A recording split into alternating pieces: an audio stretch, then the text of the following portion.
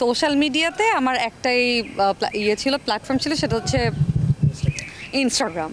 তো ইনস্টাগ্রামে থাক, এই কথা আজকে আর নাই বলে এই গল্প। তো ইনস্টাগ্রামে ধরেন মুরগি টুরগি কাটলেও ফ্রেন্ডদের বাসায় ওগুলো নিউজ হয়ে যেত। তো আমার অনেক মানে আমি এত রেগুলার ছিলাম যে আমার রেগুলার অ্যাক্টিভিটিস, একদম ঘুম থেকে ওঠার পর থেকে আমি মর্নিং ওয়াকে বের হচ্ছি, আমি পাখিদেরকে খেতে দিচ্ছি, আমার বাসার নিচে কতগুলো স্ট্রিট ডগ আছে, ওরা আমার ফ্রেন্ড, আমি ওদেরকে মানে প্রত্যেক দিন সকালবেলা আমি যখন হাঁটতে মানে বাসায় ব্যাক করতাম ওয়াক করে, তারপর ওদেরকে আমি বিস্কিট খেতে দিচ্ছি। তো আমি এগুলো সবই টুকিটাকি সবই আমি স্টোরিতে দিতাম।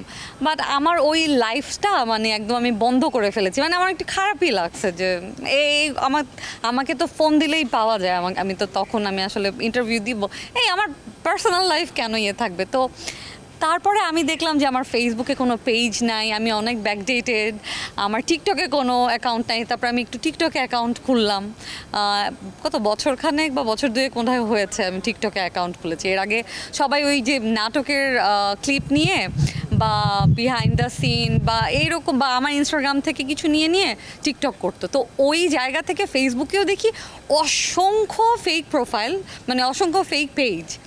তো সেই জন্য ভাবলাম যে মানে সবাই যখন আমাকে মানে ওরা দাবি করছে যে ওরা মানে আমি, তাহলে আমারটা ভাই মানে নিজের ঢোল নিজেই পিটাই আর কি, ব্যাপারটা হচ্ছে এইটা। আই ডোন্ট থিঙ্ক মানে ওই যে ব্যাকডেটেড, আবার হচ্ছে চেষ্টা করি যুগের সাথে তাল মিলানো। তারকারা এখন প্রত্যেকের লাইফস্টাইল আমি বলিউডের আমি অনেক আর্টিস্টদেরকে দেখেছি, ওনারা অ্যাক্টর অ্যাক্ট্রেস, ওনাদের ডেইলি লাইফস্টাইল ওনারা সুন্দর ইনস্টাগ্রামে তারা শেয়ার করছে।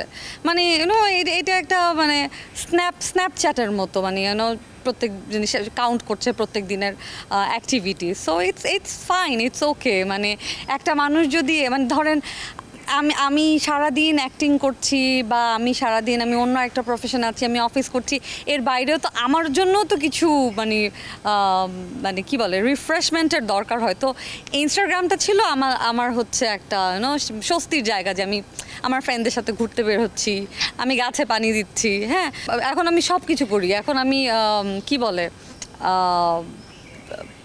আমি তখন লাইভে এসেও কথা বলি যে এটা আমার সাথে করছে, এটা আমার থেকে জিজ্ঞেস করে নেয়নি, এরকম আর কি।